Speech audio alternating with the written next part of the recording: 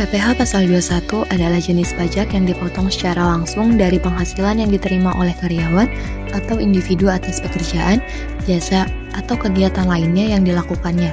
PPh Pasal 21 adalah pajak atas penghasilan sehubungan dengan pekerjaan, jasa, atau kegiatan dengan nama dan bentuk apapun yang diterima atau diperoleh oleh wajib pajak orang.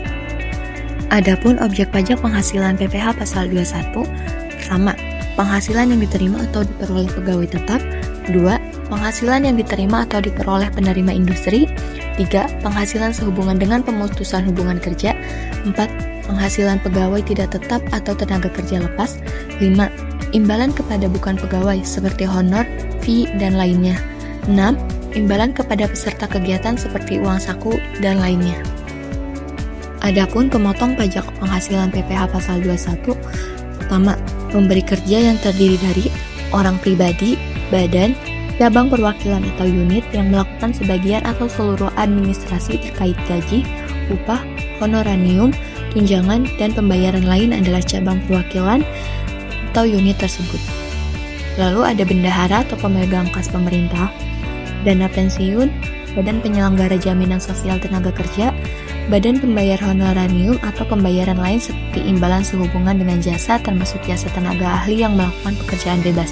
Selanjutnya ada penyelenggara kegiatan yang melakukan pembayaran sehubungan dengan pelaksanaan suatu kegiatan.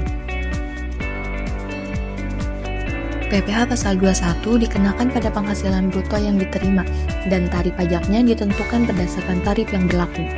Pada tahun pajak tersebut, adapun penghasilan bruto adalah total pendapatan yang diperoleh seseorang atau sebuah entitas sebelum dipotong pajak atau biaya lainnya.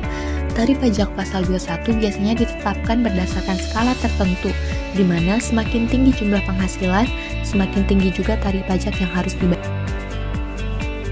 Adapun tarif pajak penghasilan PPh Pasal 21 adalah penghasilan tahunan hingga 60 juta sebesar 5%, penghasilan tahunan di atas 60 juta sampai 250 juta sebesar 15%, penghasilan tahunan di atas 250 juta sampai 500 juta sebesar 25%, penghasilan tahunan di atas 500 juta sampai dengan 5 miliar sebesar 30%, dan penghasilan tahunan di atas 5 miliar sebesar 35%.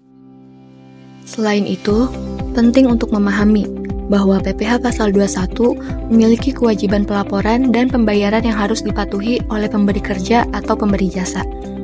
Hal ini termasuk dalam hal menyampaikan SPT tahunan dan pembayaran PPh Pasal 21 ke Direktorat Jenderal Pajak atau DJP sesuai dengan jadwal yang ditetapkan.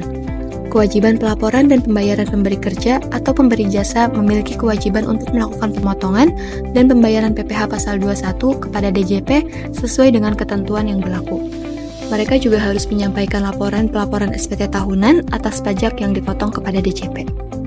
Adapun berikut tata cara pelaporan SPT tahunan. Pertama, kunjungi laman djponlinepajak.go.id, kemudian klik login atau masuk ke akun pribadi. Apabila belum memiliki akun, bisa melakukan registrasi akun terlebih dahulu. Silakan masukkan nomor NPWP atau NIK, paspor, dan CAPTCHA dengan benar, lalu klik login. Wajib pajak sudah masuk ke homepage akun pribadi. Untuk melakukan pelaporan, klik tab Lapor. Setelah itu, pilih e-filing untuk melakukan pelaporan dengan mengisi formulir SPT secara online di situs tersebut. Selanjutnya, klik tab Buat SPT. Pada laman tersebut, akan muncul beberapa pertanyaan yang perlu diisi. Pertanyaan ini akan membantu wajib pajak untuk memilih formulir SPT yang sesuai. Karena itu, formulir harus diisi dengan. Pada pertanyaan terakhir, silakan pilih dengan bentuk formulir untuk dapat mengisi formulir SPT secara online di laman tersebut. Kemudian klik SPT 1770S yang terdapat di bawah pertanyaan terakhir. Isi tahun pajak, status SPT, dan status pembetulan, lalu klik selanjutnya. E-filing SPT 1770S lampiran 2. Isi bagian A, penghasilan yang dikenakan PPh final atau bersifat final. Apabila tidak ada bisa dikosongkan dan klik lanjut ke daftar harta. Berikut adalah contoh pengisian penghasilan yang dikenakan PPh final dan atau bersifat final. Isi bagian B, harta pada akhir tahun, bagian ini wajib diisi. Apabila sudah diisi, klik lanjut ke daftar hutang. Berikut ini adalah contoh pengisian harta. Isi bagian C. Kewajiban atau hutang pada akhir tahun, apabila tidak ada bisa dikosongkan. Berikut adalah contoh pengisian hutang. Lalu, isi bagian D. Daftar susunan anggota keluarga. Apabila tidak memiliki tanggungan atau belum menikah, bisa dikosongkan lalu klik selanjutnya. Setelah itu, isi lampiran 1. Isi bagian A. Penghasilan neto dalam negeri lainnya, tidak termasuk final. Apabila tidak ada, bisa dikosongkan, lalu klik lanjut ke B. Selanjutnya, isi bagian B. Penghasilan yang tidak termasuk objek pajak. Setelah itu, diisi bisa dilanjut klik lanjut ke bukti potong. Lalu isi bagian C. Pemotong atau pemungutan PPh oleh pihak lain dan PPh yang ditanggung. Berikut adalah contoh input bukti potong. Isi identitas sesuai bukti potong. Setelah itu, klik lanjut ke A. Isi bagian A, lanjutkan dengan mengisi penghasilan neto atau mengisi jumlah penghasilan bersih yang diterima. Informasi ini juga terdapat dalam formulir 1721A1 atau 721A2.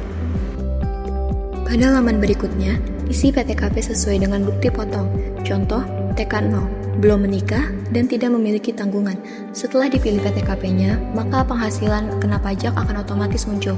Setelah itu, lanjut ke C. Pada bagian C, PPh terhutang, jumlah PPh terhutang dihitung secara otomatis menggunakan tarif pasal 17. Setelah itu, klik lanjut ke D. Pada bagian D, kredit pajak PPh yang dipotong adalah jumlah PPh yang telah dipotong oleh pemberi kerja. Setelah itu, klik lanjut ke E.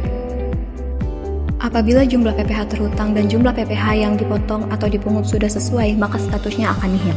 Setelah itu, klik lanjut ke F.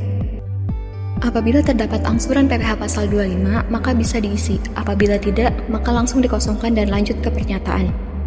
Terakhir, wajib pajak akan diminta pernyataan pertanggungjawaban atas seluruh pengisian data laporan SPT PPh pribadi.